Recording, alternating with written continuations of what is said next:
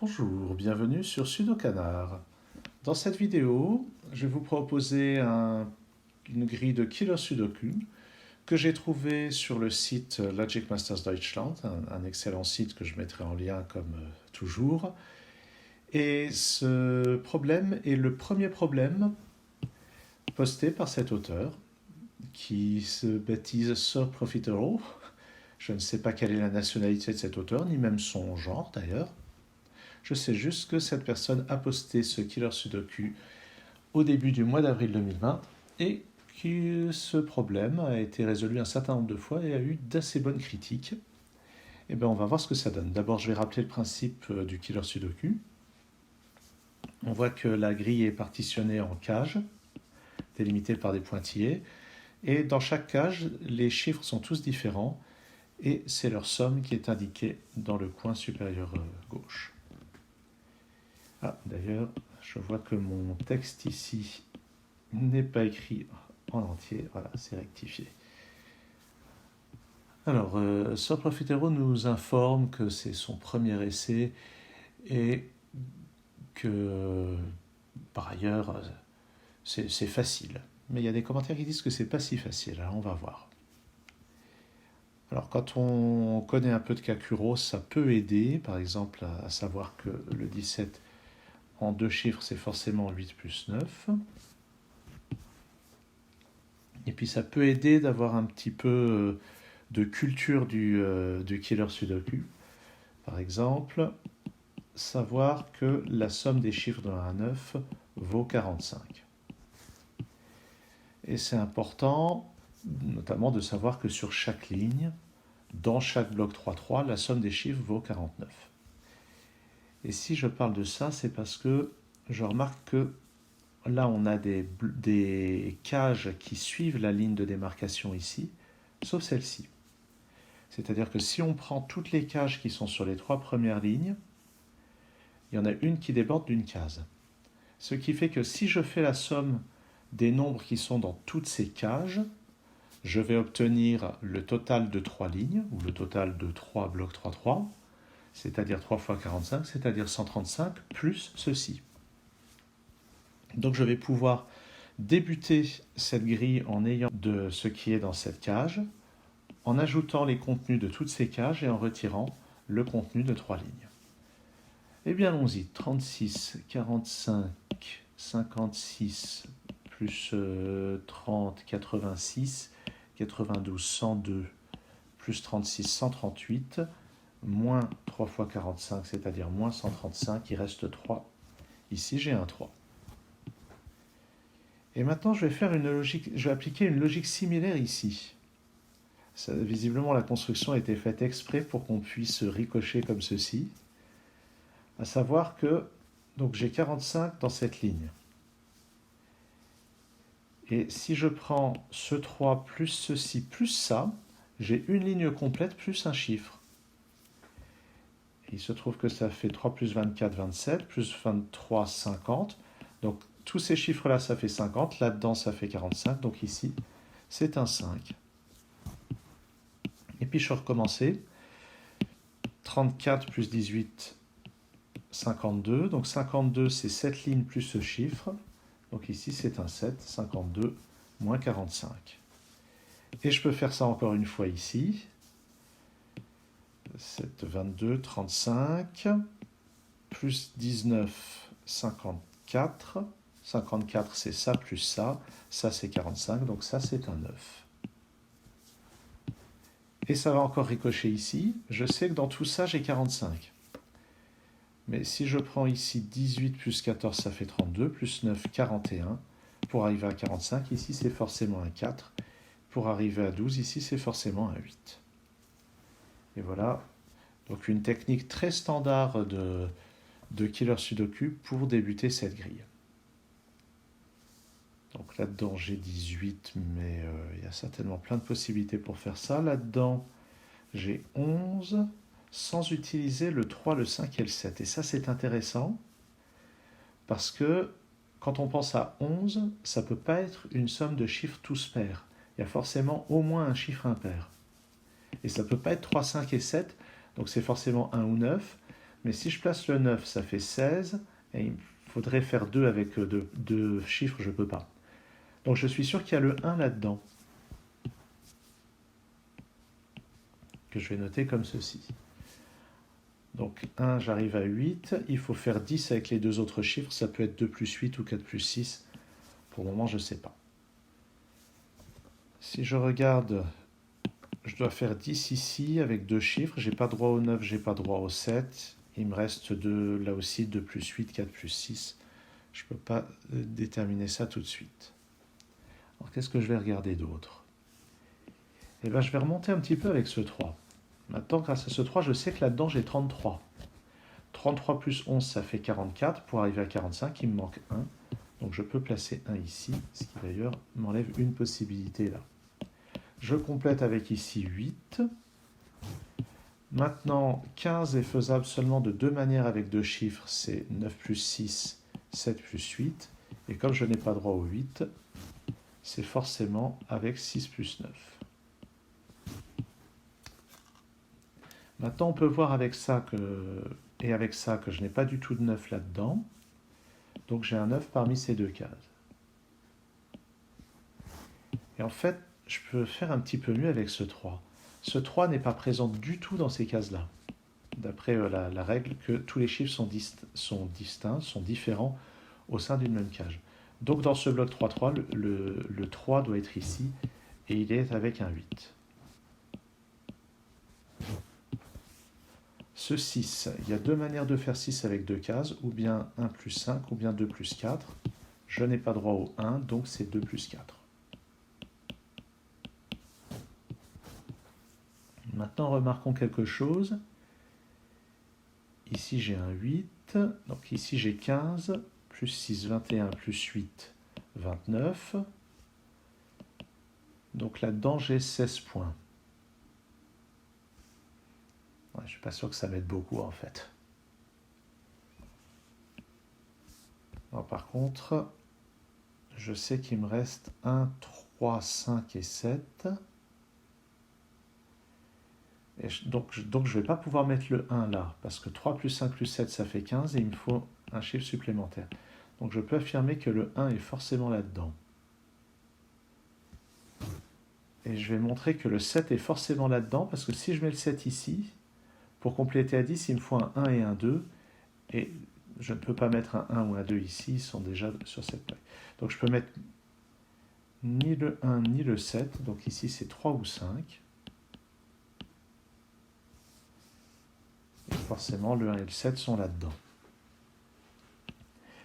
Quelque chose me dit que ça... Ah si, ça pourrait être 5 avec 3 et 2. Et 3, ça pourrait être 3, 1 et 6. Ça pourrait être 3, 2 et 5. Donc il y a plusieurs possibilités. Bon, j'ai peut-être cherché trop sophistiqué, mais c'est pas sûr. Ah, le 8, ici. Avec ce 3 et ce 7. Il y a trois manières de faire 8 avec deux chiffres. Il y a 1 plus 7, 2 plus 6, 3 plus 5. Et avec ce 3 et ce 5, on voit qu'il ne reste que 2 plus 6.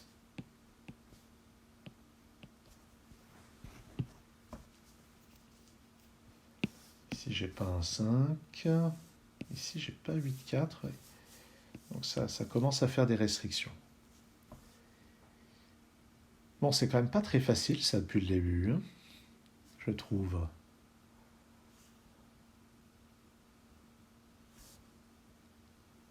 C'est vraiment pas très facile. Alors, ce que je remarque, c'est que si...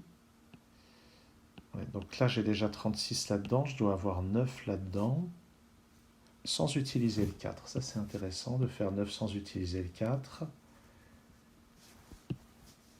Donc, je n'aurai pas 2, 3, 4. Ça peut encore être 1, 2, 6, 1, 3, 5. Et puis, c'est tout. Ce sont les deux seules possibilités, donc je vais avoir un ici ou là.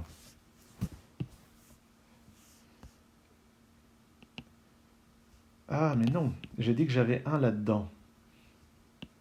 Donc le 1 ne peut pas être là. Donc le 1 va être ici.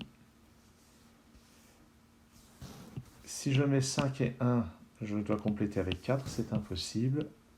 Donc ici c'est un 3, ici c'est un 6, et le 3 que je viens de poser permet de placer 3 et 8, et de résoudre aussi cette ambiguïté, et celle-là.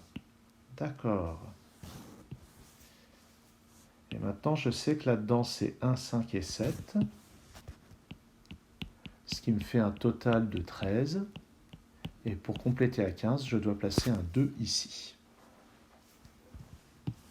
Avec ce 2 et ces 2, je sais que je vais avoir un 2 parmi ces deux cases, et comme il y a un 2 ici, je vais avoir un 2 précisément ici. Ce 1 m'élimine la possibilité dans cette case. Et en fait, il ne manque plus que 3 chiffres dans cette ligne, le 5, le 7 et le 4. Donc ici, c'est 4 ou 5. Ici, c'est 4 ou 7. En fait, je n'ai pas de 4 là-dedans, donc j'ai un 4 parmi ces deux cases. Ce qui pourrait servir, notamment pour voir qu'il y a forcément un 4 parmi ces trois-là. Pour le moment, ce n'est pas très exploitable. Bon. Oui.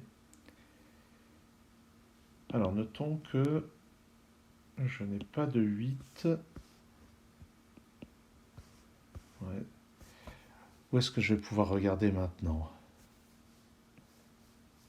J'avais fait des remarques sur le 11 ici. Ah oui. J'avais fait la remarque que comme j'ai le 1, je vais compléter forcément avec 2 plus 6 ou avec 2 plus 8 ou bien 4 plus 6. Ah, pour le moment, c'est trop tôt pour en déduire quelque chose. Où est-ce que je vais pouvoir regarder? Ah, ça, le 5 ici m'interdit le 5 là-dedans. Donc dans cette colonne, j'ai un 5 ici. Et pour compléter à 18, il faut ajouter 13 avec deux chiffres. Alors 13 avec deux chiffres, il y a trois manières. 4 plus 9, 5 plus 8, 6 plus 7. Mais si on regarde, le 4 et le 9 ne sont pas disponibles. Et 5 plus 8 non plus, puisque j'ai déjà un 5. Donc il ne reste que 6 et 7. Donc c'est 5, 6, 7. Et d'après ce 6, le 6 est là. Et les deux autres sont 5 et 7. Ce 6 permet de résoudre cette ambiguïté ici. Et en plus, donc ce 6 et celui-ci me permettent de placer un 6 là. C'est de la belle construction. Hein. Ce 8 ici, donc là-dedans c'est 8, 1, 2, 3. Le 8, avec ce 8 et ce 8, je peux le placer ici. Et pour le moment, le 1, 2, 3, je vais me contenter de les noter tels quels.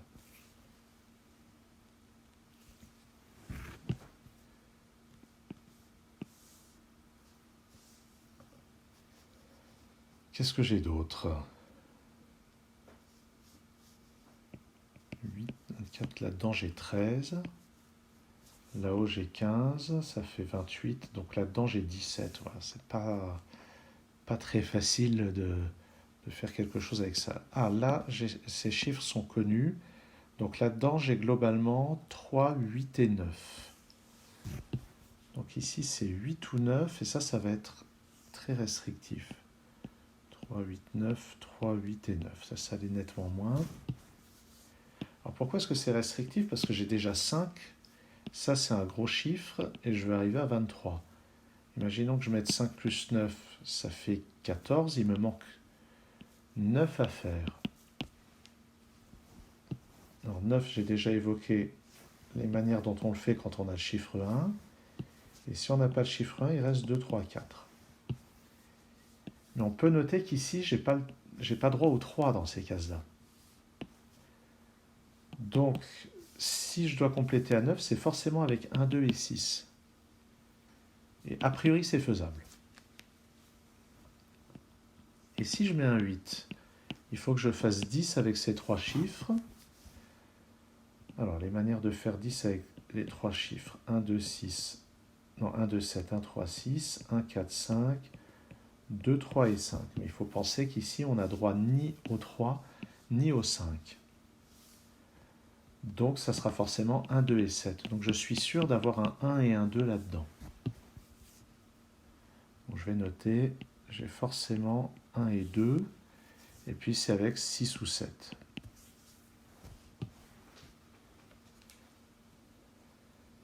D'accord. Au fait, avec quoi est-ce que je vais compléter mon 19? Maintenant que 3, 8 et 9 sont interdits, pour faire 10 ici, donc ça ne sera pas 3 plus 7, ça ne sera pas 1 plus 9, ça ne sera pas 8 plus 2, donc c'est forcément 4 et 6. Et avec ce 6, c'est comme ceci. Donc il me reste là-dedans 1, 2 et 7. Et ce qui m'intéresse, 1 et 2. Dans cette colonne, il me faut un 5, il n'est pas là, donc il est là. Et forcément, donc dans ces 3 cases, il me reste 4, 7 et 3. Le 3 n'étant pas là, il est là. Et 4 et 7 là-haut. Donc ici, ce 3 m'élimine le 3 tout en bas. Et ici, déjà, c'est 1 ou 2.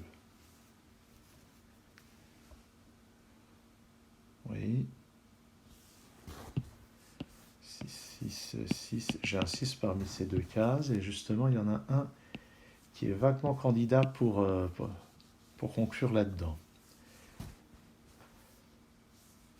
J'ai aussi un 7 dans une de ces 2 cases. Et là aussi, le 7 est candidat pour compléter ceci.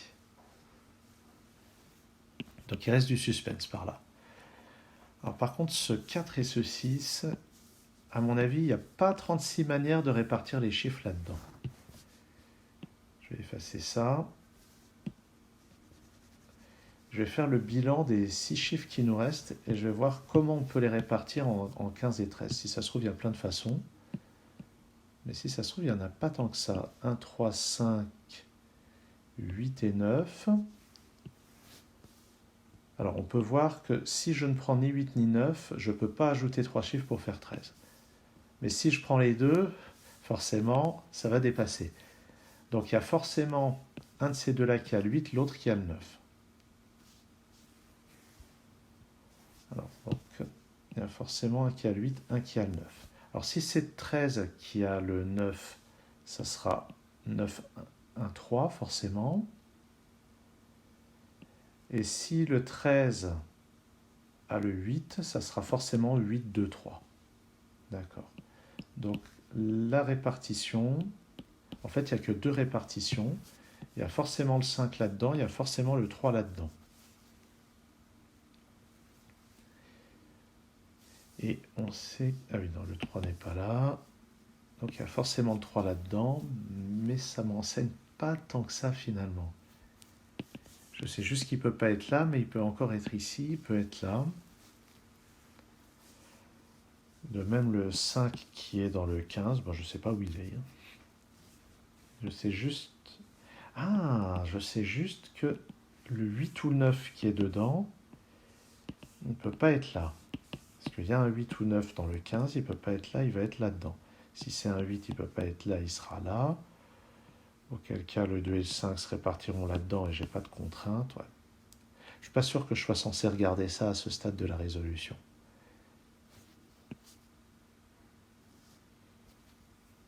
Mais quoi d'autre?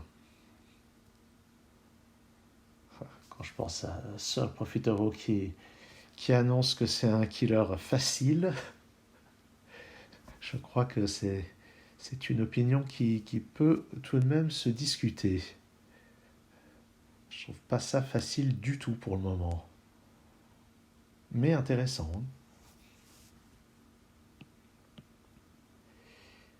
Bon, on va dire, je ne sais pas trop regarder. Ah, sur cette ligne, il manque le 6. Donc, il est forcément là.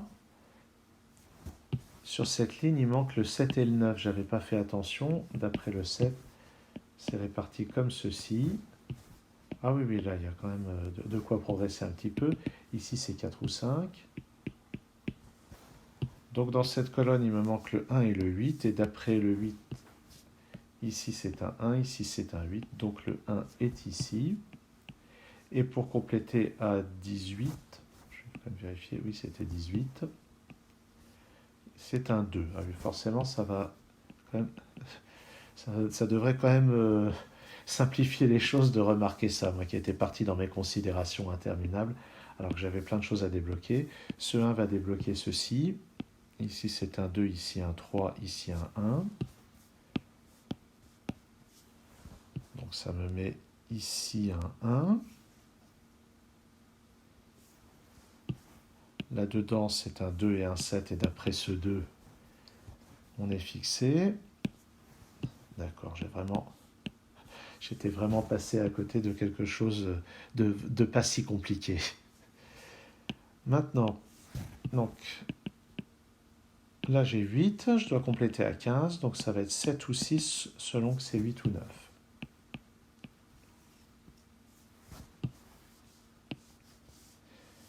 Là-dedans, il me manque 5, 7 et 9.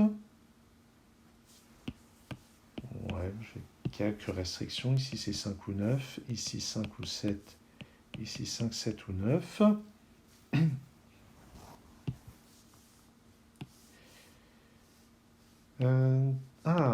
Dans le 15, il y a un 1 ou un 2. Il n'est pas là, donc il est là.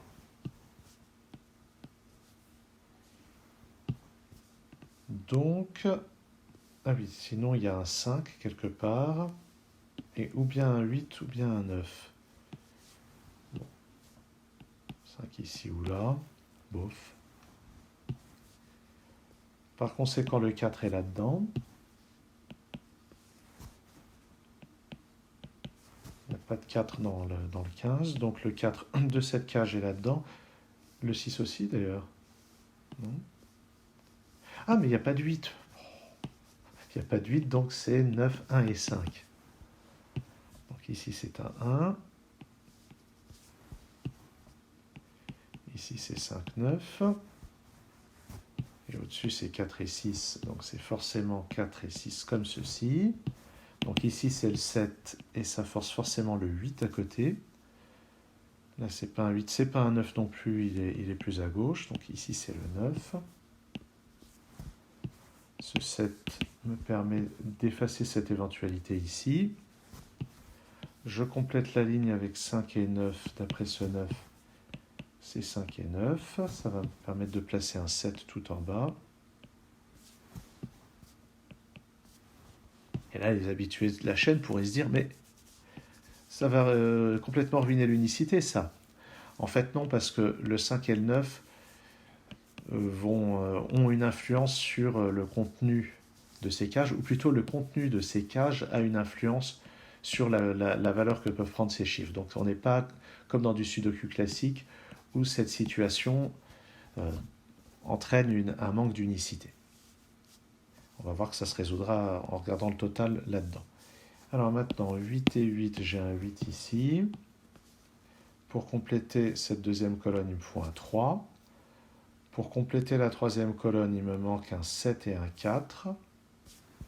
Mais le 7 ne peut pas être ici parce que cette case est dans la même cage que ce 7. Donc j'ai 7 ici et 4 là. Ça me résout le 5 et le 7. Et là, réfléchissons un peu. J'ai déjà 11. La somme de ces deux-là doit faire 11 pour arriver à 22. 5 nécessiterait un 6. Ça n'est pas possible. Donc c'est 9 et ici c'est 2. Et voilà. C'est ça qui nous permet de lever l'ambiguïté sur ces 5 et ces 9. Ici c'est un 2. Pour compléter la colonne, il me faut encore un 3 et un 4. Je n'ai pas encore de quoi décider.